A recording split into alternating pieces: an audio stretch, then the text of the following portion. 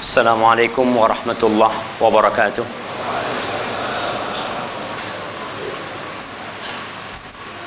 Alhamdulillah alladzi bi ni'matihi tatimmu shalihat. Segala puji bagi Allah Jalla Jalaluh yang karena nikmatnya kebaikan-kebaikan menjadi sempurna, yang karena rahmatnya kita pun bisa duduk di tempat ini bersama. Semoga Allah Jalla Jalaluh menjadikan kita hamba-hamba yang pandai mensyukuri nikmatnya. Allahumma salli wa sallim wa zid wa barik wa an'im ala sayyidina wa maulana Muhammad alladhi ba'athahu rahmatan lil alamin wa ala alihi wa ashabihi ajma'in. Ya Allah, semoga salawatmu, salam, berkah dan nikmatmu senantiasa kau curahkan untuk hamba kekasihmu, untuk baginda Nabi kita Muhammad sallallahu alaihi wasallam yang diutus dengan Al-Quranul Karim, yang diutus sebagai rahmatan lil alamin, yang berjuang sampai titik darah penghabisan demi menyelamatkan umat manusia dari kesesatan, yang sampai hari ini kita ini umat Islam masih merasakan dan terus akan merasakan kebaikan Rasulullah sallallahu alaihi wasallam. Dan semoga salat itu bersambung untuk keluarga beliau, untuk istri-istri beliau, untuk putra-putri beliau, dan untuk seluruh sahabat Nabi radhiyallahu taala anhum ajma'in. Amma ba'd. Hari ini tanggal 19 Muharram. Betul? 18 atau 19? Kayaknya ada khilaf di antara para ulama ini. Nah, ya, 18 ya, 18. Oke, yang mau 19 nggak apa-apa, kita tidak memaksakan kehendak jamaah. Muharram 1438 Hijriah jamaah. Ma'asyiral ikhwah rahimakumullah. Masya Allah, ana ada beberapa hadiah ini. Ana akan berikan hadiah kepada yang hafal Al-Maidah 51. Nah, fadhal antum, baca. Berdiri biar dengar semuanya.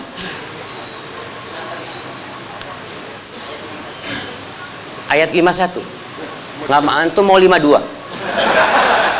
51 yang kita minta. Masya Allah, barakallahu fikum. Kirim ke belakang sana jemaah. Masya Allah, masya Allah. Di antara semasjid ini cuma 2 orang yang hafal jemaah. Saya tidak akan berbicara tentang memilih pemimpin.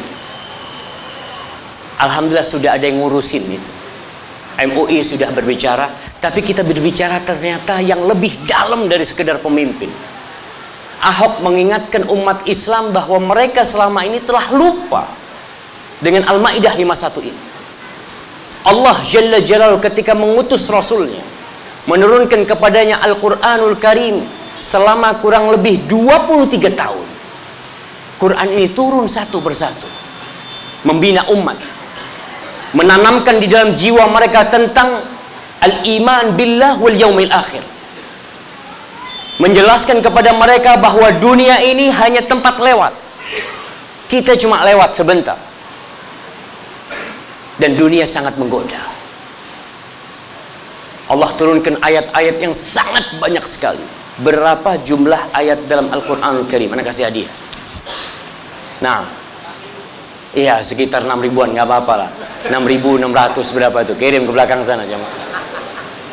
Baik, kenapa umat Islam meributkan Al-Maidah 51? Kemana 6.000 ayat ini jemaah? Kemana kita selama ini? Kok baru bingung ketika Ahok yang menyampaikan? Ulama menyampaikan berulang kali. Wah, ini mah politik. Tapi ketika Ahok yang menyampaikan, baru umat Islam bangkit. Tapi alhamdulillah, kita perlu berterima kasih kepada Ahok, karena dia membuat kita kembali, membuat umat Islam balik ke Al-Maidah. Sebagian orang tidak pernah tahu dalam hidupnya kalau di dalam Al-Quran ada Al-Maidah. Dia cuma tahu qul huwallahu ahad, qul a'udzu birabbil falaq, qul a'udzu birabbin nas. Sekarang nih baru tahu. Allah Subhanahu wa taala mengatakan inna hadzal Qur'an yahdi lillati hiya aqwam. Ini Quran nih yang akan menunjukkan kepada jalan yang paling lurus. Al-Quran. Bukan kitab-kitab yang lain, bukan hukum-hukum yang lain, tapi Al-Quranul Karim. Tapi kita yang mengaku umat Islam, sebagian sampai sekarang belum hatam Al-Quranul Karim. Sebagian sampai hari ini belum faham apa yang Allah inginkan darinya. Tidak semuanya harus jadi ustadz, tidak semuanya harus menghafal Al-Quranul Karim, tapi paling tidak dia tahu apa yang Allah inginkan dengan diturunkannya Al-Quranul Karim. Allah mengatakan syahrul Ramadan alladzi unzila fihi al-Quran. Bulan Ramadan, bulan diturunkannya Al-Quranul Karim. Buat apa sih? Buat apa Al-Quran diturunkan? Buat dibaca doang? Buat dihafalin doang? La, hudan linnas wa bayyinatin minal huda wal furqan. Hudan linnas, petunjuk bagi umat manusia. Segalanya Allah ceritakan dalam Al-Quranul Karim. Allah berbincang tentang hukum berdagang. Ayat terpanjang di Al-Quranul Karim itu dikenal dengan sebutan ayatul mudayana. Ayat tentang utang piutang.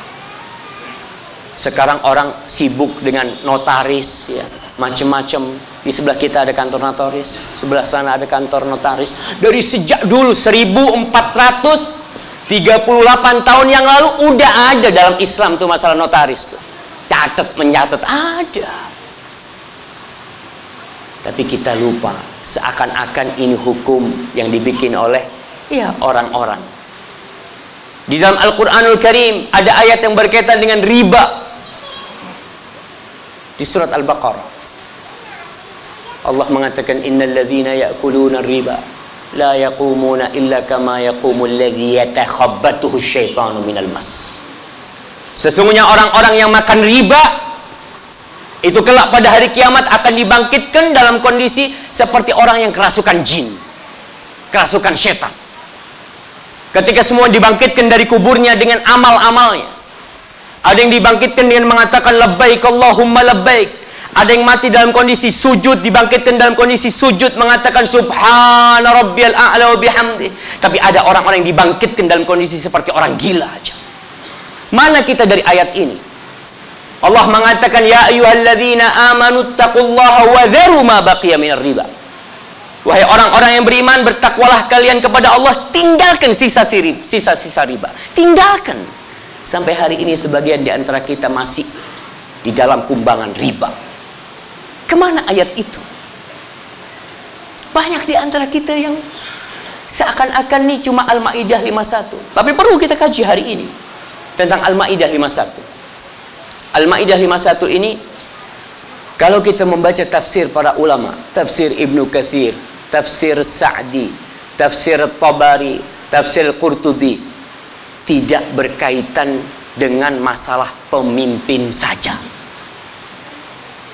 Ini salah satu sub pembahasan yang sangat sempit sekali masalah pemimpin. Lebih dari itu, kehidupan kita.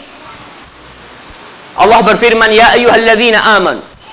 Ya ayyuhalladzina amanu. Wahai orang-orang yang beriman. Yang dipanggil cuma yang beriman. Yang tidak beriman silahkan tinggalkan ayat ini. Ini bukan untuk engkau. Ibnu Mas'ud radhiyallahu taala anhu mengatakan, "Idza sami'ta Allah yaqulu ya ayyuhalladzina amanu fa'ar'iha sam'ak." Kau dengar tuh, ya ayyuhalladzina amanu, berhenti dengerin tuh. Perhatikan, fahami itu. Kita sebagian puluhan tahun ada hataman Quran, menghatamkan Quran, lewat tuh ya ayyuhalladzina amanu, ya ayyuhalladzina amanu, lewat begitu aja.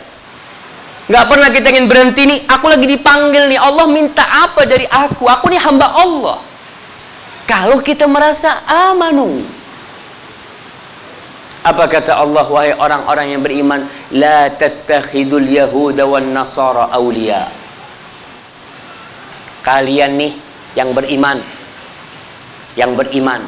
jangan kalian menjadikan orang-orang Yahudi dan orang-orang Nasrani awliya. Apa arti wali? Al-awliya itu jam'u wali. Awliya kata satunya disebut wali. Di dalam buku-buku tafsir disebut wali itu maknanya an-nasir, as-sadiq, al-habib. seorang penolong, seorang pembantu, seorang teman, seorang kekasih. Jangan bicara pemimpin. Kita berteman, mempunyai hubungan baik dalam pertemanan kita sampai tingkat cinta, senang sama tuh orang Yahudi dan Nasrani, nggak boleh. Jangan bicara pemimpin antum. Jadi kalau ada orang yang mengatakan nih ayat cuma di Indonesia diterjemahkan pemimpin, nggak masalah. Sebenarnya ayat itu lebih dalam dari sekedar pemimpin. Kalau kita berteman dengan orang Yahudi dan Nasrani aja nggak boleh. Menjadikan mereka kekasih kita aja nggak boleh. Apalagi menjadikan mereka pemimpin buat kita. Apa kata Allah? Ba'duhum awliya'u ba'd. Mereka itu sebagian di antara mereka saling mencintai sama-sama mereka. Kita percaya sama Allah apa percaya sama ungkapan manusia? Allah sebutkan Yahudi dan Nasrani ini sesama mereka saling mencintai, saling mendukung. Orang-orang Nasoro mendukung Nasoro, naam, pasti. Allah sebutkan itu. Terus bagaimana sikap mereka terhadap kita umat Islam? Allah mengatakan walan tardu ankal yahudu walan nasara hatta tattabi'a millatahum. Kita yakin 1438 tahun yang lalu Allah katakan orang-orang Yahudi dan Nasrani tidak akan pernah ridho, nggak akan pernah ridho sampai kalian ikut mereka. Makanya Belanda datang ke Indonesia bawa apa? Bawa apa dia? Dia bawa misionaris. Dia tebarkan agama Nasara di mana-mana. Dibawa sama Belanda salib-salib untuk memurtadkan umat Islam atau menggantikan agama penduduk asli yang belum punya agama. Mereka bawa tuh. Kolonial yang bawa, betul. Dan Allah katakan mereka tidak akan pernah ridho, jangan akan pernah ridho. Ustaz, mereka baik Ustaz sama anak. Anak punya sohib, anak makan bersama, tidur bersama ke rumah, datang bareng-bareng orang Yahudi Nasrani, tapi mereka baik. Subhanallah.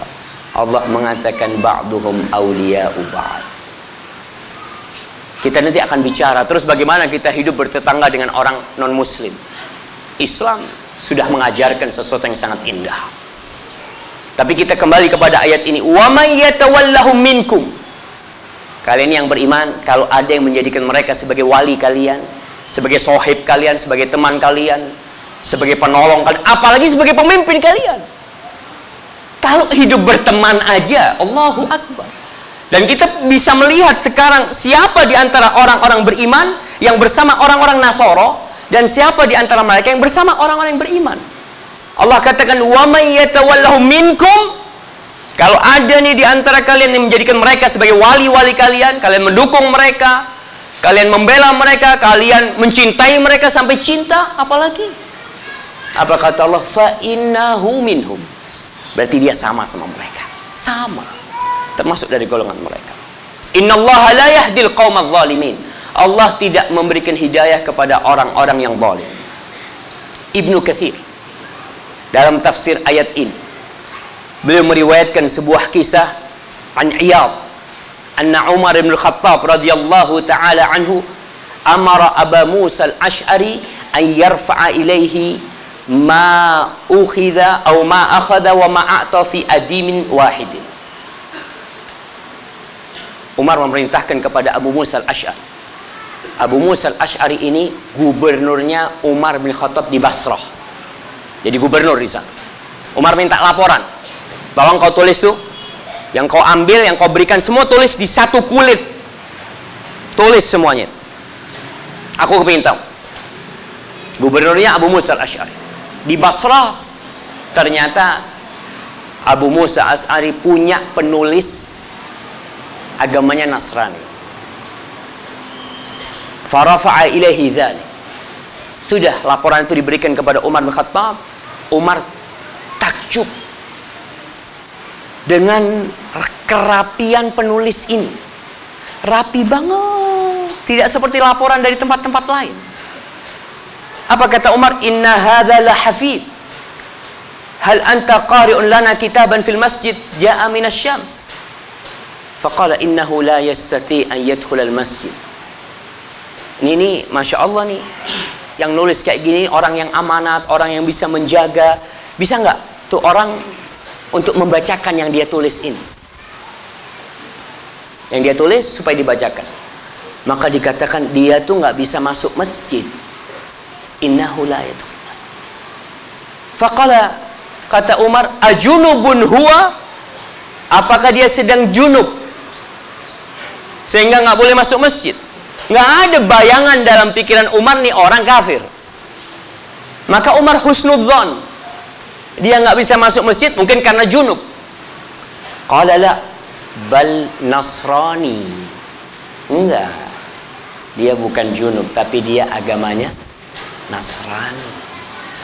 Qala fantaharani wa daraba fakhidhi. Umar marah, menghardik Abu Musa dan memukul pahanya. Thumma qala akhriju, keluarkan dia, kata dia.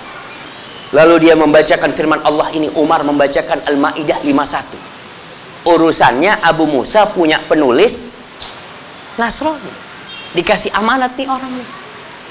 Lalu Umar membacakan, ya ayyuhalladzina amanu la tattakhidul yahuda wan nasara awliya. Wahai orang-orang yang beriman, kalian jangan menjadikan orang-orang Nasara itu sebagai wali-wali kalian. Jangan.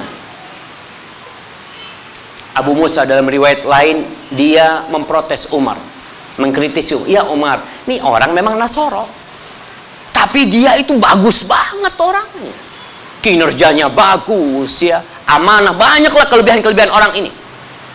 Kata Umar, nggak ada orang Islam yang lebih baik dari dia. Hab annahu mat, thumma mada. Kata Umar, anggap dia nanti mati, terus apa penggantinya? Kalau ternyata di umat Islam tidak ada yang bisa menggantikan dia, ini sesuatu yang sangat memalukan, kata Umar bin Khattab radhiyallahu taala anhu.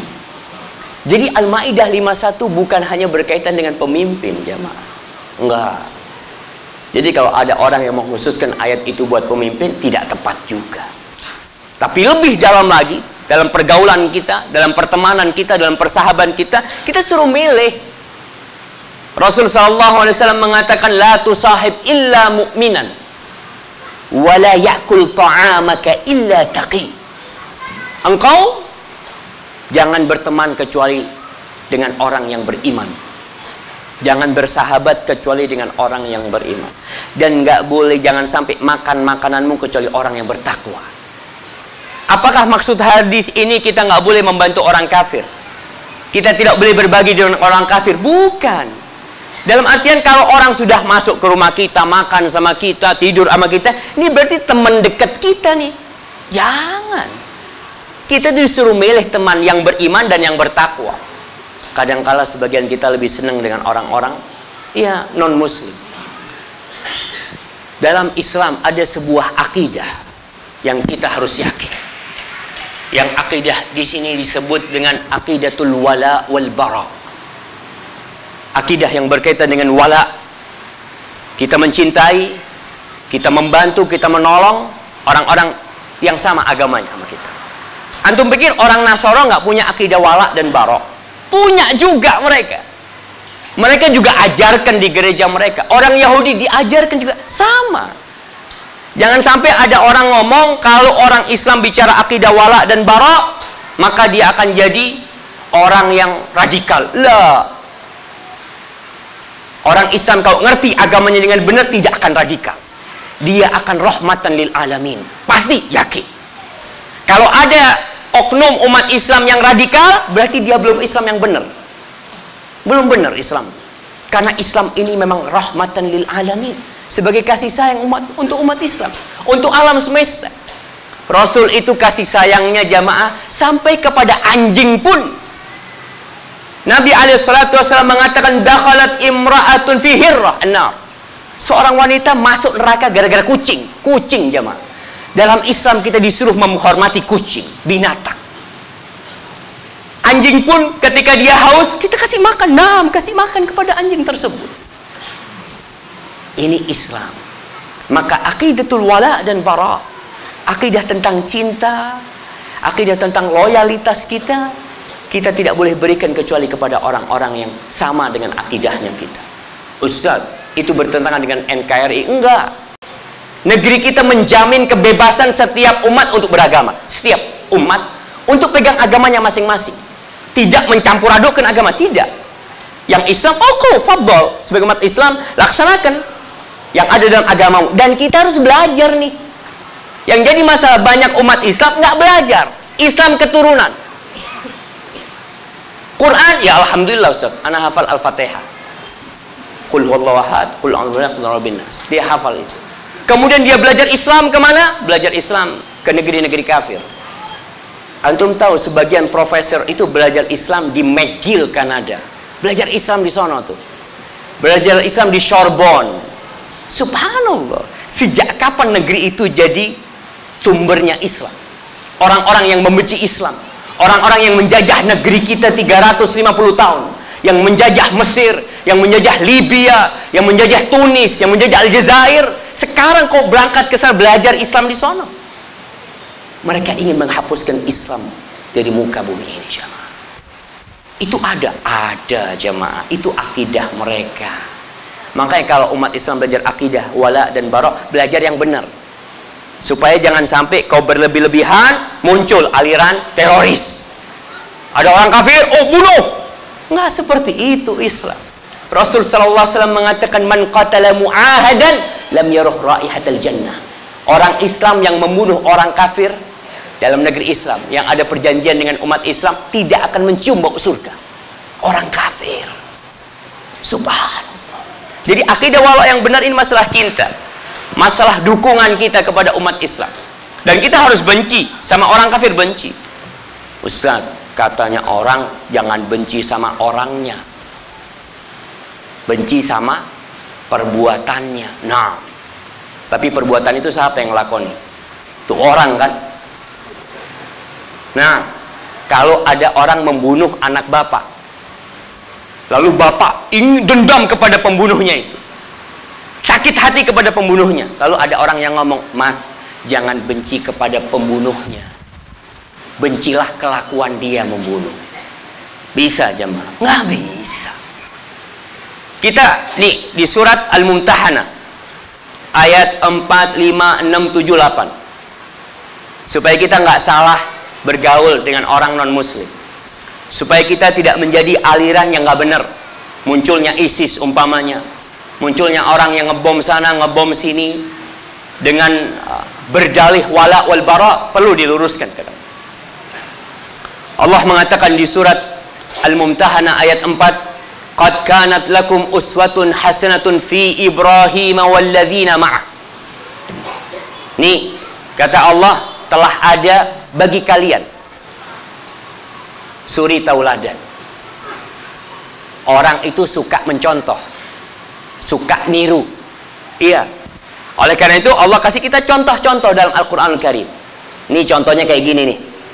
Makanya kenapa kita lihat di televisi selalu dimunculkan yang namanya idola-idola, idola yang nggak benar dimunculkan, karena orang suka mencontoh. Kenapa iklan baju, iklan macam-macam, mesti yang ditunjukkan itu artis yang dipakai. Artis makan Indomie. Apa? Artis emangnya makan Indomie? Tapi kan orang itu contohnya fulan nih makan Indomie. Fulannya, bukan Indominya. Atau bukan makanannya. Dalam Al-Quran Allah berikan contoh-contoh kepada kita. Nih, ada suri tauladan yang baik di diri siapa? Fi Ibrahim walladzina ma'ah. Di diri Nabi Ibrahim dan orang-orang yang bersama Nabi Ibrahim. Apa sih contoh yang perlu kita lihat dari mereka? Idh qalu liqaumihim. Ketika mereka berkata kepada kaumnya, kaumnya orang-orang kafir, inna bura'a'u minkum wa mimma ta'buduna min dunillah kafarna bikum wa bada bainana wa bainakumul adawatu wal baghdha. Sampai kapan? Abadan. Kata Allah, kami nih menceritakan kaumnya Nabi Nuh, kami berlepas diri. Bara artinya berlepas diri. Ada kebencian dalam hati terhadap perbuatan itu. Minkum, kami berlepas diri dari kalian dan dari perbuatan kalian. Bukan cuma dari perbuatannya, dari orangnya berlepas diri. dan dari apa yang kalian lakukan, kalian menyembah selain Allah, kafarna bikum, kita kufur kepada kalian, dan telah tampak di antara kita dan kalian al-adawah wal baghdha, permusuhan dan kebencian. Kita jelaskan, nggak perlu antum malu mengatakan kita ini benci sama orang kafir. Iya, kita benci. Gimana nggak benci kepada orang yang mengatakan Allah punya anak? Tiap hari kita katakan qul huwallahu ahad, Allahus samad, lam yalid wa lam yulad wa lam yakul lahu kufuwan ahad. Kita tiap hari itu baca. Habis sholat kita baca, habis sholat kita baca, habis sholat kita baca, baca terus. Kita menghadapi orang yang mengatakan Allah punya anak, lalu kita nggak benci. Engkau gimana? Mana keyakinanmu? Apakah itu sekedar bacaan di lisan tanpa ada keyakinan dalam hati? Kaumnya Nabi Ibrahim, dia tahu konsekuensi ucapan itu dimusuhi sama kaumnya. Bahkan Nabi Ibrahim dibakar oleh kaumnya, nggak masalah. Tapi perlu kita jelaskan. Wabada bainana wa bainakumul adawatu wal baghdha, telah nampak di antara kita permusuhan dan kebencian sampai kapan? Abadan, selama-lamanya.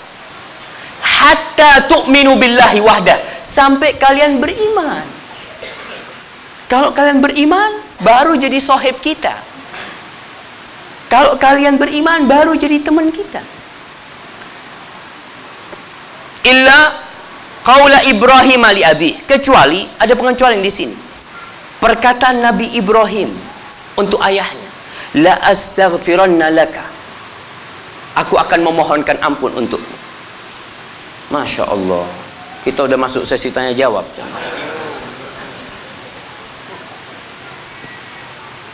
Aku akan memohonkan ampun untukmu. Nabi Ibrahim, ya, bagaimana ketika mendapati ayahnya kafir? Dia tahu nih bapaknya dia, maka dia nggak ingin masuk neraka ayahandanya. Dia mengatakan, aku akan memohonkan ampun untukmu. Wa ma amliku laka minallahi min syai', rabbana 'alaika tawakkalna wa ilaika anabna wa ilaikal masir. Aku mah nggak punya apa-apa kata Nabi Ibrahim, untuk membantumu nggak bisa, kecuali aku berdoa. Akhirnya Nabi Ibrahim dilarang mendoakan bapaknya, sehingga pada hari kiamat nanti bapaknya didatang di padang mahsyar, datang menjumpai Nabi Ibrahim. Dia mengatakan, ya bunayya al-an la a'sik, wahai anakku, sekarang aku tidak akan bermaksiat kepadamu, aku akan nurut dengan permintaanmu dan perintahmu. Lalu Nabi Ibrahim mengatakan, ya Rabbi, wahai Rabbku, engkau berjanji tidak akan menghinakan aku pada hari kiamat. Wa ayyu khizzin akhza min abil ab'ad, apakah ada kehinaan yang lebih parah daripada bapakku sendiri yang dia jauh dari aku? Lalu bapaknya itu pegangan sama Nabi Ibrahim. Nabi Ibrahim disuruh ngelihat kepada bapaknya, kau lihat tuh bapak, ternyata bapaknya sudah dirubah oleh Allah menjadi dzikhin alqah, menjadi hina. Antum tahu ada binatang namanya hena, betinanya yang penuh dengan lumpuran darah akhirnya dijauhkan oleh Nabi Ibrahim alaihissalam. Ini berkaitan dengan orang-orang kafir, kita berlepas diri. Kemudian di ayat nomor 6, karena waktunya tidak mungkin kita bahas semuanya, tapi nanti antum baca. Quran itu bukan cuma Al-Maidah 51. Antum baca Al-Mumtahanah sampai selesai. Antum baca artinya. Di ayat 6 Allah mengatakan, laqad kana lakum fihim uswatun hasanah. Kalian nih, Allah katakan ini kepada para sahabat Nabi, karena di tengah-tengah umat Islam ketika di Madinah, Nabi itu hidup bersama orang-orang Yahudi. Kumpul mereka, nah, rapat bersama, ada rapat ya dipanggil orang Yahudi, karena mereka satu negeri. Mereka punya perjanjian bersama menjaga kota Madinah dari serangan musuh orang-orang Yahudi. Nah, pentolan-pentolan Yahudi kalau Nabi ada perlu dipanggil, ngobrol sama mereka, nggak masalah. Tapi jangan sampai kalian mencintai mereka, mendukung mereka, memberikan loyalitas kepada mereka, bahkan benci kepada yang muslim. Ini terjadi di masa itu, maka Allah ingatkan. Lalu Allah ingatkan kembali di ayat 6, laqad kana lakum fihim uswatun hasanah. Kalian tuh di diri mereka ini nih ada suri tauladan yang baik. Tapi ternyata suri tauladan itu bukan untuk semua orang. Allah katakan liman kana yarjullaha wal yawmal akhir. Suri tauladan ini akan dirasakan, akan bisa dihayati bagi orang yang berharap perjumpaan dengan Allah. Dia tahu dunia ini hanya tempat lewat.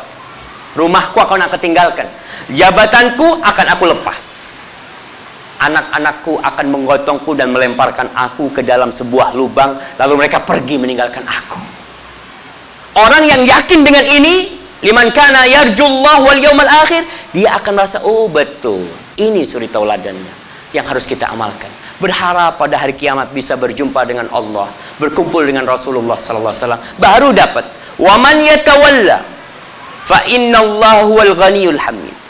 Dan barang siapa yang berpaling, nggak mau mengamalkan nih surat Al-Mumtahanah ayat 4, ayat 3, ayat 4, nggak mau dia mengamalkannya. Dia tidak mau membenci orang-orang kafir, walaupun bagaimanapun dia satu negeri. Kita akan bicarakan bentar lagi. Mereka satu negeri, kita wajib menghargai mereka, kita menghormati mereka. Nah, kita bersama-sama menyelamatkan negeri ini. Nah, iya. Tapi untuk urusan cinta dan dukungan, afwan. Ana mukmin, wa anta kafir. Afwan.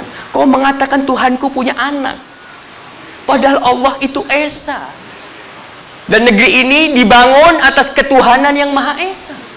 La ilaha illallah. Maka afwan, ana tidak, bukannya ana tidak mau menghargai, aku hargai engkau sebagai sesama bangsa negara, satu bangsa, iya. Tapi untuk urusan hati, dukungan afwan. Ini kata Allah, wa man yatawalla, barang siapa yang berpaling, fa innallahu wal ghaniyul hamid. Allah itu nggak butuh sama kalian. Allah itu maha terpuji. Kalau kalian tidak ada yang mengamalkan ayat ini, kalau seluruh bangsa Indonesia tidak ada yang mengamalkan Al-Maidah 51, Al-Mumtahanah ayat 3, ayat 4, 5, 6, 7, 8, kalau nggak ada yang mengamalkan Al-Quranul Karim, Allah itu maha tidak butuh sama kalian. Antum bisa bayangkan, Jember ini nanti akan rata sama tanah. Satu saat, antum tidak akan menjumpai ada bangunan yang berdiri di kota Jember. Ketika antum dibangkitkan dari kuburnya, antum akan melihat semuanya rata. Orang-orang kafir di masa Rasul SAW, mereka bertanya, mereka menanyakan, kau katakan akan ada kiamat nanti, kau katakan nanti akan hancur semuanya. Lalu yas'alunaka 'anil jibal, nanti gunung ini gimana? Jangan bicara rumah. Antum kalau lihat dari Jember berangkat ke Surabaya naik pesawat, antum akan melewati gunung yang besar sekali. Antum akan lihat kota Jember kecil. Orang-orang kafir tanya tentang gunung, tidak tanya tentang bangunan-bangunan yang pencakar langit. Lah, gunung ini gimana nanti ceritanya? Katakan Muhammad kepada mereka, faqul yansifuha rabbi nasfa. Allah akan hancurkan, ratakan sama tanah. Allah akan menjadikan butiran pasir yang berterbangan, rata sama tanah. Fayadharuha qa'an safsafa, la tara fiha iwajan wala amta. Nggak ada lagi yang belunduk-lunduk. Nggak ada lagi tanda, oh ini jalan apa namanya, oh ini bekas masjid ini, oh ini ada jalan. Nggak ada semuanya. Allah tuh nggak butuh dengan alam semesta ini, jemaah. Kalau kalian mau ngamalkan, tafadhol. Nggak mau, monggo.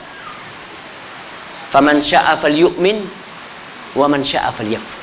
Yang mau beriman silahkan, yang mau kafir monggo silahkan. Allah nggak butuh sama kita. Allah tidak butuh dengan sujud kita. Allah tidak butuh dengan rukuk kita. Maka Allah katakan fa innallahu wal ghaniyul hamid. Tapi Allah katakan asallah an yaj'ala bainakum wa bainal ladzina 'adaitum minhum mawaddah wallahu qadir wallahu ghafur rahim. Semoga Allah menjadikan di antara kalian dan orang-orang yang kalian benci itu cinta. Kita ini benci sama orang-orang kafir. Nah, tapi Allah mengatakan semoga Allah menjadikan antara kalian dengan orang-orang yang kalian benci itu cinta. Dengan Allah memberikan hidayah kepada mereka. Antum lihat yang terjadi di masa sahabat. Peperangan terjadi antara umat Islam dengan orang-orang kafir. Kebencian ada di antara penduduk Madinah yang muslim dengan penduduk Mekah yang kafir. Tapi akhirnya mereka menyatu. Allah yang menjadikan cinta di antara mereka. Bisa. Allah katakan wallahu qadir. Allah itu maha bisa, maha kuasa. Wallahu ghafurur rahim. Dan Allah itu maha pengampun dan maha mengasihi. Orang-orang kafir yang mungkin berbuat dosa puluhan tahun, yang mungkin dia selama 70 tahun berbuat dosa dengan kekufurannya, hari itu masuk Islam, Allah ampuni semua dosanya. Ada seorang sahabat yang menyumpai Rasul SAW dalam sebuah peperangan. Dia mau perang. Aku mau perang nih. Aku mau masuk Islam. Oke, masuk Islam. Perang, mati. Belum pernah dalam hidupnya sujud satu kali. Belum pernah. Nabi SAW mengatakan amila qalilan, amalnya sedikit tapi dikasih balasan yang banyak sekali. Allah tuh Ghafurur Rahim. Maka antum doakan orang-orang yang kafir supaya dapat hidayah. Dan ini termasuk kita benci dengan kekufurannya, tapi kita keingin dia tuh dapat hidayah. Kesian nih orang kalau nggak dapat hidayah. Lalu Allah katakan la yanhakumullah di ayat nomor 8. La yanhakumullah 'anil ladzina lam yuqatilukum fid din wa lam yukhrijukum min diyarikum an tabarruhum wa tuqsitu ilaihim innallaha yuhibbul muqsitin. Allah tidak melarang kalian untuk berbuat baik kepada orang-orang kafir yang tidak memerangi kalian. Orang-orang kafir yang hidup aman, sekampung sama kita, satu kota sama kita, bertetanggaan di pasar, bertetanggaan di toko. Allah tidak melarang. Syaratnya dia tidak memerangi agama kita. Walam yukhrijukum min diyarikum, syaratnya dia tidak mengusir kita dari negeri kita. Nggak apa-apa kita berbuat baik. Antabarruhum wa tuqsitu ilaihim. Berbuat baik kepada mereka dan berbuat adil kepada mereka. Subhanallah. Ini diperintahkan kita berbuat benar kepada tetangga kita yang non muslim. Ali bin Abi Thalib radhiyallahu taala anhu pernah satu hari dia ke pasar, dilihat ada baju besi dia. Baju besi dia dijual sama orang Yahudi. Kata Ali bin Abi Thalib, "Syuf, ini punya anak," kata dia. "Oh, enggak, orang punya anak, ini barang anak," kata dia. "Enggak, ini barang, ini baju besi anak, hilang ini. Ada di tangan kau ini." "Enggak bisa," kata dia. Berangkat ke hakim. Kalau nggak salah qadhinya Syurai. Ayo berangkat. Ali sebagai khalifah, Amirul Mukminin. Dalam persidangan dipanggil. Kum ya Abul Hasan. Bangun wahai Abul Hasan. Ali marah. Ali mengatakan kepada qadhinya, tanya, "Kenapa kau marah? Apa karena aku perintahkan engkau untuk duduk bersama orang Yahudi ini yang menjadi musuhmu sekarang ini?" "La," kata Ali, "karena engkau memanggilku dengan Abul Hasan." Abul Hasan ini panggilan kemuliaan. Kunyah itu panggilan penghormatan. Ali heran, kenapa kau panggil aku dengan panggilan penghormatan, yang Yahudi tidak? Sampai dalam panggilan ini khalifah jamaah, pemimpin umat Islam. Dia itu tetap ingin disama. Ya udah, dalam urusan hukum sama rata. Akhirnya Ali ditanya oleh hakimnya, "Kau punya saksi enggak bahwasanya ini barang punya engkau?" "Ada saksiku." "Siapa?" "Hasan, anaknya." Kata qadhi, "Nggak bisa anakmu jadi saksi, nggak bisa, harus orang lain." "Ya udah kalau gitu nggak ada lagi," kata Ali. Nggak ada lagi. Ya sudah, diputuskan. Itu baju besi milik siapa? Milik orang Yahudi. Apa kata Yahudi itu? "Asyhadu an la ilaha illallah wa asyhadu anna Muhammad Rasulullah." Dia ngelihat Islam nih kayak gini nih, adilnya. Seorang Amirul Mukminin didudukkan bersama dengan rakyat biasa, dan terjadi pengadilan, dan yang menang itu rakyat jelata. Allahu Akbar. Dia kembalikan. "Aku kembalikan, ini barang ini memang punya engkau. Aku lihat jatuh dari kudamu dan aku ambil," kata orang Yahudi ini. Maka sama Ali dihadiahkan kepada dia. Subhanallah. Ini Islam. Kita berbuat baik sama tetangga kita yang non muslim wajib. Abdullah ibn Amr ibn As radhiyallahu taala anhuma pernah suatu hari lagi potong kambing. Setelah dipotong kambingnya, pesen nih sama yang motong kambing, nanti kalau udah potong jangan lupa tetangga kita yang Yahudi, tetangga kita yang Yahudi kau kasih. Murid-muridnya pada bertanya, ya Aba Abdurrahman al-Yahudi, wahai Abu Abdurrahman, kau mau ngasih sama yang Yahudi? Mungkin mereka berpikir ini bertentangan dengan akidah wala dan barok, kita ngasih orang Yahudi. Apa kata Abdullah bin Amr bin As? Sami'tu Rasulullah sallallahu alaihi wasallam yaqul, aku mendengar Rasulullah sallallahu alaihi wasallam bersabda, ma zala Jibril yusini bil jar hatta dhanantu annahu sayuwarrithu. Jibril itu terus mewasiatkan kepada aku agar aku berbuat baik kepada tetangga, sampai aku mengira tetangga itu akan dapat warisan. Muslim, non muslim, kita berbuat baik bukan hanya kepada tetangga kita yang muslim. Kadangkala kita kalau bikin makanan di rumah, tetangga Nasoro, Yahudi lewat semuanya, kita kasih yang jauh, kita kasih hadiah. Tetanggamu kau kasih seharusnya. Aisyah radhiyallahu taala anha bertanya kepada Rasulullah sallallahu alaihi wasallam, ya Rasulullah, innali jarain, aku punya 2 tetangga dan aku punya hadiah yang aku akan berikan, cuma 1 hadiahnya. Fa ila ayyihima uhdi, yang mana yang harus aku kasih di antara 2 tetangga ini? Nggak ngurus muslim apa non muslim, pertanyaannya umum. Apa kata Rasulullah SAW? Ila aqrabihima minki baban, yang paling dekat pintunya sama engkau kalau mau ngasih. Jadi kalau kita punya tetangga non muslim, kasih jamaah, tunjukkan Islam itu agama yang mulia. Tetangga kita sakit butuh mobil, antar ke rumah sakit pakai mobil anak. Tetangga kita kebakaran, antum jangan ngeliatin doang, alhamdulillah, alhamdulillah. Lah, kita ajak berbuat baik sama anjing dapat pahala, apalagi sama tetangga kita. Nah, berkaitan dengan hubungan kita dalam kehidupan ini, ya kita harus menghargai sesama manusia. Rahmatan lil alamin kita harus tunjukkan kepada mereka. Dan kalau kita mau berbicara toleransi, ana sering ingatkan, tidak ada agama di muka bumi ini. Tidak ada agama di muka bumi ini, silahkan buktikan, yang lebih toleransi daripada Islam. Ana sering ingatkan bagaimana saudara-saudara kita yang berada di Andalusia, di Spanyol. Tatkala Ratu Isabella bersama Raja God menguasai, mengalahkan negeri Islam yang ada di situ, apa yang dilakukan mereka? Dibantai umat Islam.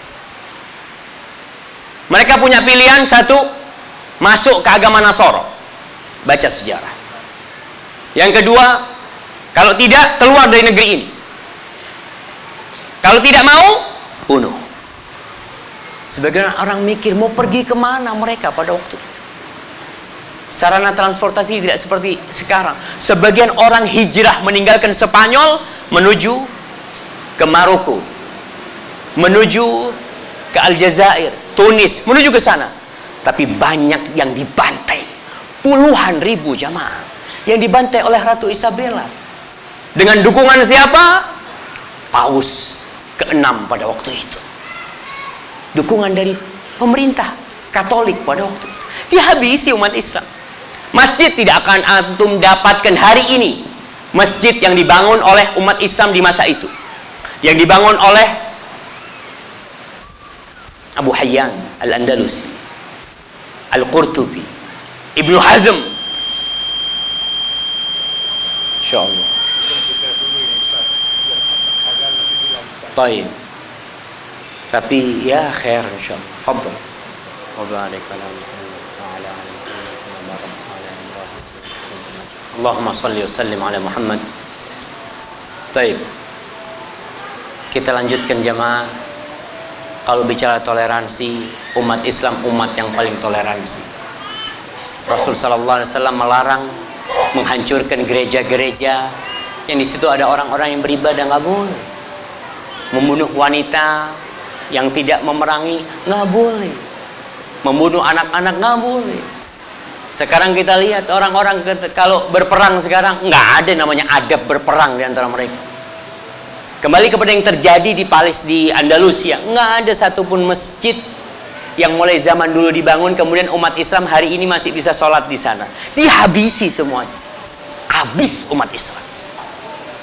Ketika umat ini beda nih, ketika umat Islam mengambil kunci Masjidil Aqsa. Pendeta-pendeta mengatakan kita nggak mau kasihkan kunci Masjidil Aqsa nih kecuali kepada amir kalian. Umar bin Khattab berangkat meninggalkan Madinah sebulan. Ya, untuk menghargai mereka. Mereka mengatakan nggak mau ngasihkan kunci kecuali kepada Umar bin Khattab. Ya udah, Umar datang, radhiyallahu taala anhu, dia terima kuncinya. Apakah setelah diterima kuncinya Palestina dikuasai oleh umat Islam kemudian ditindas orang-orang Yahudi dan Nasrani? Wallah jamaah, antum baca sejarah, orang-orang Yahudi ketika umat Islam menguasai Palestina, mereka bisa bernafas lega. Karena selama di bawah pemimpinan orang-orang Nasoro, mereka tidak bisa bebas beribadah. Itu. Gereja-gereja Nasoro yang ada sebelum Islam masuk sampai hari ini tetap berdiri. Tidak dihancurkan oleh umat Islam. Dihargai orang Nasoro. Fadl, kamu ibadat, monggo silahkan. Tapi ada aturannya. Dibikin aturan. Kamu mau beribadat bagus, silahkan. Nggak boleh umat Islam ngebom gereja. Lah. Perbuatan hina yang seperti itu. Perang aja nggak boleh, apalagi dalam kondisi aman. Dan sampai hari ini beda ketika tahun 400 Hijriah, ketika orang-orang Eropa di bawah pemimpinan Italia atau Raja Prancis pada waktu itu masuk menguasai Palestina. Satu hari mereka bunuh 70.000 umat Islam. Satu hari mereka menyerah, disembelih. Anak-anak kecil itu dilempar dari menara yang berada di masjid. Dan darah itu bisa sampai setengah betis mereka. Tidak seperti tembak. Kalau tembak darahnya nggak ngucur seperti orang yang disembelih. Itu dilakukan mereka. Baik. Setelah 200 tahun peperangan dengan orang-orang salib, Salahuddin Al-Ayyubi mengembalikan Palestina. Apakah Salahuddin melakukan apa yang dilakukan oleh orang-orang Nasara? Kalla wallahi. Sampai rajanya tidak dibunuh. Kau kalau mau tetap di sini monggo, kalau kau mau pulang ya kita antarkan. Sampai diantarkan. Ma'asyiral ikhwah rahimakumullah. Jadi kalau ada orang yang ngomong, yang ngajarin umat Islam untuk toleransi, ya sangat memalukan sekali. Umat Islam ini disuruh belajar agamanya yang benar. Insya Allah jadi toleransi. Nggak jadi radikal, nggak jadi teroris, nggak jadi yang macam-macam. Kemudian Allah katakan di surat Al-Mumtahana ayat 9, innama yanhakum. Yang Allah larang itu siapa? Untuk kita berbuat baik sama mereka. Innama yanhakumullah anil ladzina qatalukum fid din wa akhrajukum min diyarikum wa zaharu ala ikhrajikum an tawallauhum. Yang dilarang itu kalian adalah memberikan loyalitas kalian kepada orang kafir yang memusuhi kalian, yang memerangi kalian, yang berusaha untuk mengusir kalian dari negeri kalian. Itu nggak boleh kalian loyal kepada mereka, nggak boleh. Wa may yatawallahum faulaika humudz zalimun. Dan barang siapa yang menjadikan mereka sebagai kekasih-kekasih mereka, penolong-penolong mereka, teman-teman mereka, maka dia adalah orang-orang yang zalim. Ma'asyiral muslimin rahimakumullah. Jelas nih ayatnya, bukan hanya berkaitan dengan pemimpin. Jadi yang mengkhususkan ayat ini untuk pemimpin kurang tepat. Pemimpin itu, apalagi pemimpin, kita bersohib sama orang-orang non muslim aja nggak boleh. Terus gimana kita di tempat kerja punya sohib orang Nasoro? Kadang-kala ada orang bertamu ke rumah kita non muslim, kita harus menjamu mereka, nggak masalah. Kita harus menghormati mereka, hak mereka kita penuhi. Tapi jangan sampai engkau akhirnya menemani orang-orang non-muslim, engkau meninggalkan orang-orang Islam. sohib dengan mereka, merasa lebih nyaman dengan mereka. Sampai ada seorang yang bertanya kepada seorang alim ulama, Ustaz gimana nih? Masya Allah. Lanjut kita jemaah. Ini ada seorang tanya kepada Ustaz, dia itu suka main basket, teman basketnya non muslim. Ada orang-orang Islam, tapi orang-orang Islam nggak bener. Dia kalau berkumpul sama orang Islam minum. Ini yang Islam minum nih. Yang Islam main judi. Yang Nasoro nggak main judi. Akhirnya dia milih berteman dengan orang-orang Nasoro. Kalau dia yakinan, ana sih insya Allah nggak akan terpengaruh dengan kepercayaan mereka. Karena kepercayaan itu tidak pernah ditampakkan oleh mereka. Tapi kalau anda berteman dengan orang-orang yang minum, bisa jadi minum mana nanti. Bagaimana solusinya? Tetap jamaah, engkau tetap harus pilih teman yang baik, yang beriman kepada Allah Subhanahu wa taala. Orang-orang Nasoro, engkau berkira bahwasanya kejahatan mereka itu tidak lebih parah dari kejahatan orang yang minum. Wallahi, kejahatan orang-orang kafir itu yang mengatakan ada Tuhan selain Allah, itu jauh lebih besar dari orang yang berzina jemaah. Tapi kau juga jangan berteman dengan yang berzina. Bagaimana tugasmu? Ya udah, kau cari teman yang lain. Engkau kasih nasihat nih orang-orang yang beriman. Tapi kalau engkau berteman dengan orang Yahudi dan Nasoro dengan harapan bisa memberikan petunjuk kepada mereka, tafadhol. Karena tujuanmu sudah dakwah. Tapi umat Islam nih terlalu baik ana lihat. Jadi kalau ngomong di grup nih, di grup ada orang non muslim di sana. Kalau ada satu orang yang kirim tentang ayat Allah, ada yang negur, hati-hati, ada yang non muslim di sini. Oh. Kenapa ada yang non muslim? Bukankah kita diperintahkan untuk menebarkan cahaya la ilaha illallah kepada mereka? Ini kesempatan nih, mereka gabung di sini, kita sampaikan. Kadang-kala kalau mereka yang ngomong macam-macam, kita nggak apa-apa, karena kita mayoritas, mereka minoritas. Takut tersinggung lah jemaah. Kesempatan nih, yang punya grup, fadl, kita share tentang ilmu yang bermanfaat, kita share tentang iman yang benar kepada mereka, agar mereka mendapatkan hidayah dari Allah Subhanahu wa taala. Nanti pulang dibaca Al-Maidah ayat 80-81 supaya lengkap tuh. Al-Maidah 51 tuh. Allah mengatakan tara katsiran minhum, engkau akan melihat kebanyakan dari mereka orang-orang munafikin. Tara katsiran minhum yatawallawna alladzina kafaru. Orang-orang munafik tuh yang mereka sholatnya di belakang Nabi alaihissalatu wassalam. Soli imamnya Rasul SAW. Yang khutbah Jumat Nabi alaihissalatu wassalam. Datang ke masjid orang-orang munafikin. Walaupun mereka malas-malasan datang, kadang-kala yang nggak datang, tapi mereka supaya menunjukkan keberadaan mereka, mereka datang. Tapi Allah katakan, tara katsiran minhum, kalau kau ingin tahu kalau mereka itu munafik atau tidak, yatawallawna alladzina kafaru. Mereka akan memberikan loyalitas mereka kepada orang-orang kafir. Ini orang nih, loyalitasnya buat orang-orang kafir. La bi'sa ma qaddamat lahum anfusuhum. Benar-benar begitu buruknya, sangat buruk apa yang mereka telah perbuat untuk diri mereka sendiri. An sakhitallahu alaihim, Allah murka kepada mereka. Wa fil azabi hum khalidun. Mereka akan berada di azab dalam kondisi yang abadi selama-lamanya. Walau kanu yu'minun. Ini kata Allah, andai kata mereka benar beriman, benar tuh mereka beriman billahi wan nabi, mereka beriman kepada Allah dan Nabi, wa ma unzila ilaihi, dan beriman kepada Al-Quran yang diturunkan kepada mereka, beriman kepada Al-Maidah 51, beriman kepada Al-Quran dari mulai surat Al-Fatihah sampai surat An-Nas. Andai kata mereka benar-benar beriman kepada Allah dan beriman kepada Nabi dan beriman kepada Al-Quranul Karim, mattakhaduhum awliya, nggak mungkin mereka akan menjadikan orang-orang itu sebagai wali mereka. Nggak mungkin menjadikan ya orang-orang yang didukung sama mereka, orang-orang yang dibanggakan oleh mereka, orang-orang yang dibela oleh mereka. Yang muslim nggak dibelain, malah yang non muslim dibelain. Walakinna katsiran minhum fasiqun. Tapi ini kebanyakan mereka orang-orang fasik. Jamaah, kajian kita hari ini tidak berkaitan dengan pilkada yang ada di Jakarta. Lah. Kajian kita hari ini berkaitan dengan kita sebagai muslim. Kita harus pelajari agama kita. Nggak ada kaitannya dengan yang kayak gitu. Dan Al-Quran bukan cuma Al-Ma'idah 51. Antum baca tuh. Khusus kalau antum mau paling tidak baca yang ada ya ayyuhalladzina. Ya ayyuhalladzina aman.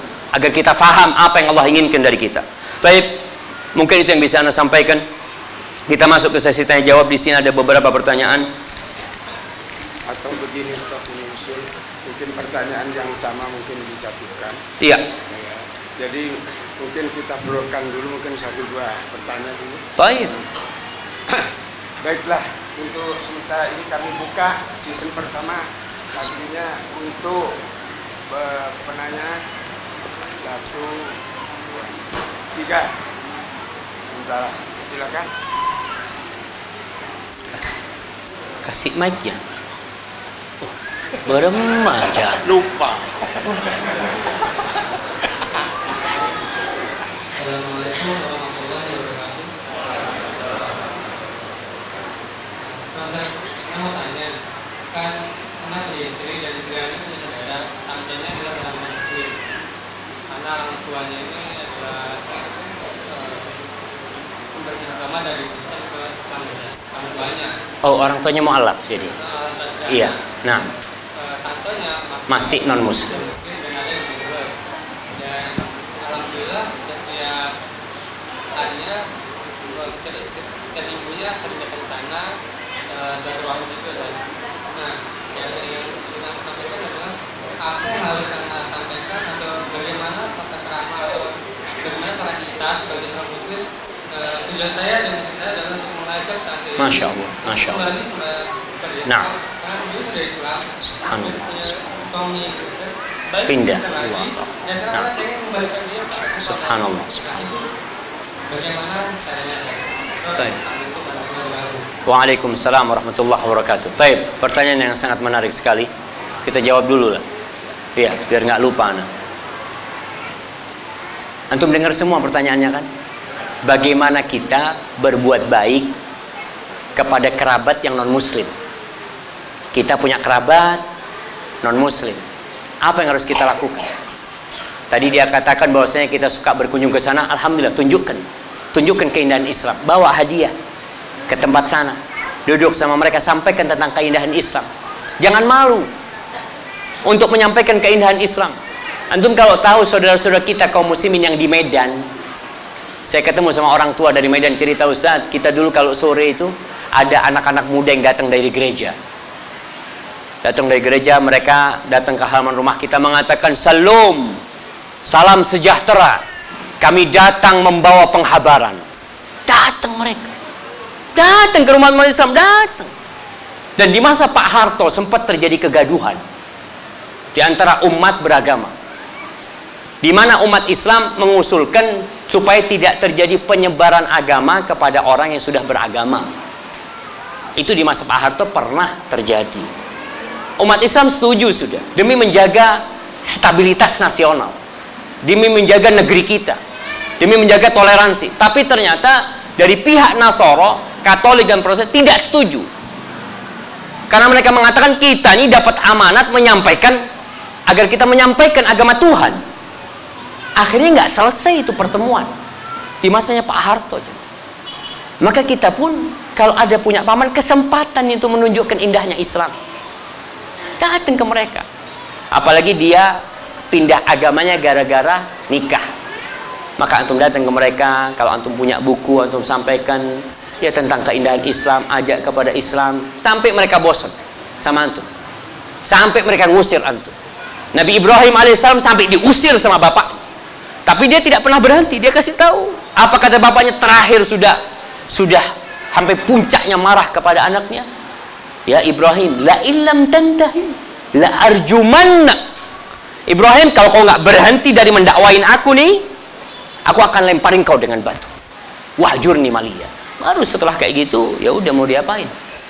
Bapakku sudah menolak dan mengusirku. Maka antum terus menyampaikan yang benar itu. Jangan antum malu jemaah. Apalagi kita ini menyampaikan kebenaran. Hadza wallahu a'lam bissawab. Nah, Yang kedua ini mohon singkat saja.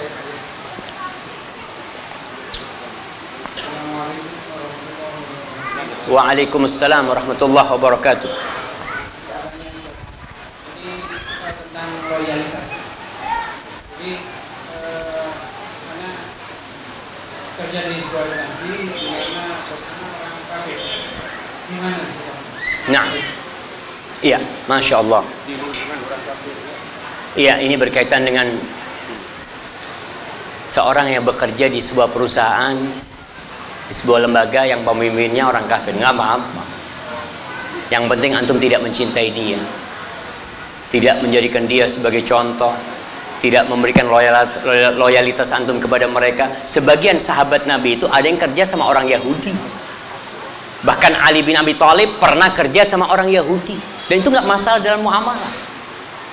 Dan jangan berpikir, Ustaz, apa boleh Ustaz kalau majikannya Yahudi Ustaz atau Nasrani kita mencuri Ustaz? Nggak boleh. Karena berpendangan kan ini hartanya orang-orang kafir kan, boleh nggak boleh, dia hormati dalam Islam. Yang mencuri hartanya orang kafir pun ada hukuman. Maka tetap kita yang memiliki bos non muslim, kita kerja di sana. Tapi antum lihat, kebanyakan tempat-tempat yang non muslim, yang mereka mengatakan menghargai toleransi, tapi kalau muslimah pakai kerudung nggak boleh. Kau kerja di tempat kita harus lepas kerudung. Ana lihat sendiri dengan kepala mata di sebuah restoran ada tulisan tidak boleh masuk kecuali karyawan. Keluar dari sana perempuan-perempuan pada pakai kerudung, tapi ketika mereka kerja nyuguhin makanan pakai rok pendek. Mana toleransimu? Kau nggak hargai ini keyakinan dia bahwa kerudung kewajiban. Kadangkala seperti itu. Sholat kadangkala, ya mereka tidak menggubris waktu sholat. Dia katakan, aku bayar engkau. Nah, kita ini umat beragama. Indonesia ini negara beragama. Dan seharusnya semua kebebasan itu dijamin untuk melaksanakan agama. Tapi kenapa ada intervensi dari orang-orang yang merasa memiliki kedudukan, kemudian ini umat Islam yang ingin melaksanakan agamanya dilarang. Seperti contoh ketika Christmas, Natalan, tuh umat Islam disuruh pakai baju, disuruh pakai bajunya orang-orang Nasor, yang di hotel-hotel khususnya penjagaan, ya Allah, muslimun kelihatan namanya Muhammad. Iya cuma, tapi pakai topi santer kelas. Mana kau tidak menghargai dia sebagai seorang muslim? Mana toleransimu? Kita mah menghargai. Islam itu menghargai orang lain, jemaah. Kalau ada umat Islam yang tidak menghargai, ya perlu belajar Islam lagi dia. Baik. Kayaknya cukup jemaah. Ini kesian nih, ada 5 pertanyaan nih yang tertulis nih. Baik, Anda cukupkan ya. Di sini ada pertanyaan yang tertulis. Assalamualaikum Ustaz, maaf jika menyimpang. Ya, kayaknya nanti aja kalau menyimpang. Nah, Anda baca sebentar lagi. Di situasi politik saat ini, saya tidak akan memilih calon Nasrani dan saya juga tidak akan memilih calon yang lainnya atau golput. Karena saya ragu dengan kepemimpinan para calon saat ini. Apakah boleh tidak memilih golput? Adakah hukum golput dalam Islam? Dan satu lagi, apakah ada perintah anjuran dari Nabi untuk menggunakan peci penutup kepala? Ini sama-sama menyimpang sebenarnya. Baik, berkaitan dengan pertanyaan pertama. Ya, kita tahu sistem negeri kita ini demokrasi. Dan kita tahu demokrasi itu sangat berseberangan dengan Islam. Karena demokrasi itu dari rakyat, untuk rakyat, oleh rakyat. Sedangkan kita umat Islam, kita ini hamba Allah. Hukumnya itu hukum Allah Jalla Jalaluh. Kita akan kembali menghadap Allah Subhanahu wa Ta'ala dengan amalan kita. Nanti pada hari kiamat nggak ada yang ditanya, kau Indonesia apa Malaysia? Nah, yang ada kau hamba Allah. Wa kulluhum atihi yaumal qiyamati farda. Semua akan menghadap Allah sendirian dengan amalannya masing-masing. Baik, berkaitan dengan memilih ini, ya kalau antum tidak mau memilih karena melihat kayaknya Ustadz sama aja, milih nggak milih tetap aja, nggak ada masalah, tafadhol. Tapi kalau antum berpikir, Ustadz kalau anak nggak milih takut yang non muslim jadi Ustadz, maka paling tidak antum menitipkan suara antum. Ya udahlah, mudah-mudahan kalau memang ada harapan seperti itu. Karena politik ini jamaah tidak selalu seperti yang kita lihat. Ada pembentukan opini publik dari media-media yang ada. Ada orang yang tidak pernah berbuat apa-apa karena media yang mengangkat jadi orang paling baik seluruh Indonesia. Itu politik. Maka antum kalau lihat ke orang desa, berangkat ke orang desa, Pak, milih sopo Pak? Aduh, tak ngerti saya penting makan. Yang penting Anda bisa makan. Dia nggak tahu sama siapa calonnya, ini nggak pernah tahu. Fulan baik, fulan nggak baik, dia nggak tahu. Makanya kalau di demokrasi ini kita lihat ada sebuah kezaliman. Masa suaranya seorang profesor sama dengan suaranya tukang beca? Masa disamakan sama engkau? Ini tukang beca nggak pernah kenal sama siapa yang bakal jadi pemimpin, tapi kau samakan. Sesuatu yang tidak sama kau samakan. Ini kezaliman jemaah. Makanya dalam Islam itu memilih dalam majelis syura lah. Yang ada orang-orang yang sudah duduk, orang-orang yang memang ngerti, mereka berkumpul bersama, fulan ini layak enggak dipimpin. Kalau engkau harus datang ke kampung-kampung minta kau pilih saya ya, orang kampung ini tanya, sampean sopo? Saya kalau jadi saya akan bangun ini, bangun ini. Oh bener tak? Tadi sudah berapa kali orang kayak sampean datang ke saya dan yang diomongkan tidak pernah terjadi. Ya memang ini sistem yang ada, sistem yang menghambur-hamburkan uang. Kita lihat kita ini udah miskin, punya utang banyak, tambah lagi utang.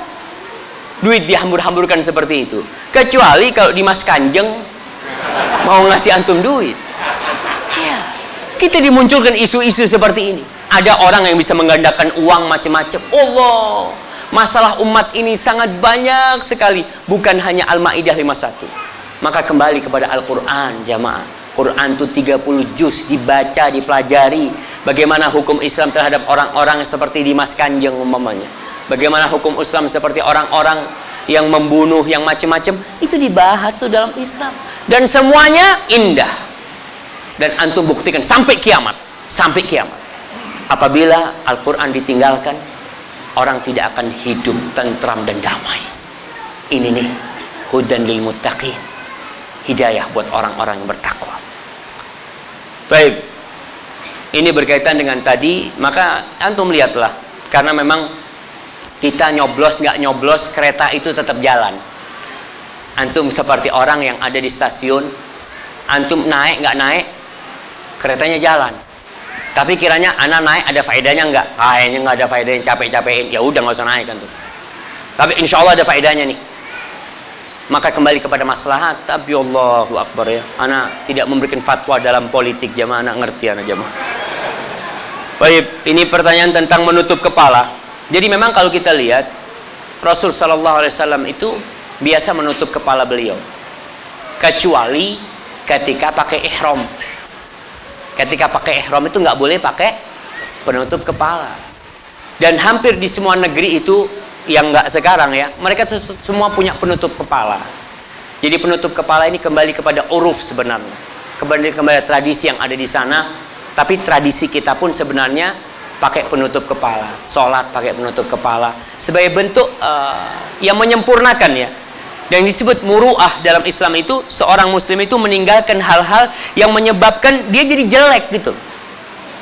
Jadi dilihat, antum umumnya sholat ke masjid nggak pakai kopiah.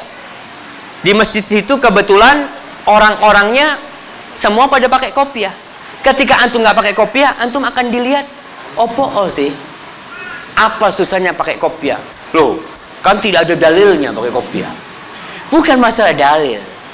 Ini masalah bagaimana menjaga kepribadian seorang muslim. Kalau memang tradisinya di sana pakai penutup kepala, ya kita pakai penutup kepala. Agar kita tidak ributlah sama saudara kita. Hadza wallahu a'lam bissawab. Pertanyaan selanjutnya, Assalamualaikum Ustaz, bagaimana cara kita untuk melindungi kita dan keluarga dari fitnah akhir zaman seperti yang terjadi di akhir-akhir ini? Sahih jemaah. Antum bisa bayangkan berapa banyak orang yang ikut di Mas Kanjeng. Berapa banyak, ribuan. Bahkan orang MUI ikut di Mas Kanjeng. Bahkan sebagian doktor ikut di Mas Kanjeng. Rasul sallallahu alaihi wasallam mengatakan, badiru bil a'mal fitanan ka qita'il lailil muzlim. Yusbihur rajulu mu'minan wa yumsi kafiran, wa yumsi mu'minan wa yusbihu kafiran, yabi'u dinahu bi'aradin minad dunya. Kalian cepat-cepat beramal nih supaya selamat dari fitnah nih. Kata Rasulullah SAW, ini ngomongnya sama para sahabat. Bayangkan 15 abad yang lalu kira-kira Nabi menyampaikan kepada para sahabatnya, kalian cepat-cepat beramal. Ilmu kalian ini jangan cuma dijadikan wacana. Oh, ana faham, Masya Allah, ana tahu tuh ilmunya, ana ngerti. Bukan itu. Nabi suruh kita bersegera beramal. Ada sebuah nasihat, amalkan cepetan kalau itu kebaikan. Sebagian di antaranya menunda beramal, besok aja, besok. Kenapa harus besok? Akhirnya fitnah terjadi, kita belum sempat mengamalkan hal itu. Fitnah terjadi, kita belum istiqomah. Karena dengan beramal itu kita bisa istiqomah, jemaah. Kata Allah Subhanahu wa taala, "Walau annahum fa'alu ma yu'adzuna bihi lakana khairan lahum wa ashadda tathbita." Andai kata tuh orang-orang mengamalkan nasihat-nasihat yang disampaikan kepada mereka, diamalkan tuh, maka itu akan lebih baik buat mereka dan akan lebih meneguhkan mereka. Kita ini kadang-kadang tuh nggak diamalkan. Maka menghadapi fitnah ini, kata Nabi SAW, cepat-cepat beramal. Fitanan kaqita illailil mudlim. Sebelum datang tuh fitnah yang seperti potongan malam gelap gulita. Antum ketika masuk ke fitnah seperti potongan malam gelap gulita, antum nggak tahu mau kemana. Karena antum nggak punya cahaya, nggak punya senter untuk jalan di jalan yang benar, gelap gulita. Maka apa yang terjadi seperti pengikut Dimas Kanjeng, Allahu a'lam ana lihat, itulah fitnah. Sehingga mereka tidak tahu mau kemana. Nggak pernah belajar Islam, mungkin belajar sekedarnya. Kata Nabi SAW, yusbihu, paginya masih beriman, sorenya sudah kafir. Sorenya masih ikut kajian, paginya kafir. Untuk apa dia melakukan itu? Yabi'u dinahu bi'aradin minad dunya. Dia jual agamanya, jamaah. Agamanya dijual untuk jabatan. Agamanya dijual untuk duit, untuk kedudukan, untuk harta, untuk wanita. Yabi'u dinahu bi'aradin minad dunya. Ini yang terjadi. Maka bagaimana supaya kita selamat? Amalkan. Dapat ilmu, langsung amalkan. Besok belajar lagi, dapat, alhamdulillah, amalkan. Jadi nasihat-nasihat Rasulullah SAW, petuah-petuah Allah dalam Al-Quran, amalkan. Jangan nunggu, mamanya diperintahkan pakai kerudung, udahlah pakai kerudung.